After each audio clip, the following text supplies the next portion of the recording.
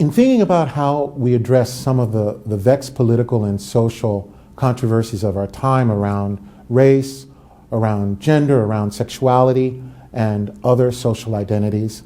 I think that it's important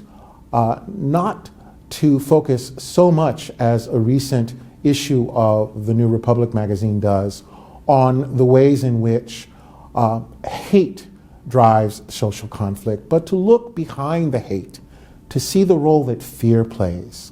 And it seems to me, as someone who lives in the society and also thinks about the roots of social conflict, that the problem we face today is as much a problem of fear as it is of hatred. Fear specifically of difference. We live in a moment in history in which there's been a proliferation and an acceleration in difference all around us. And if we in the university, in particular, can come up with ways to engage the broader society around these issues of difference, I think we'll go some distance toward at least talking in a different way than we have in the past about how we can live together with, across,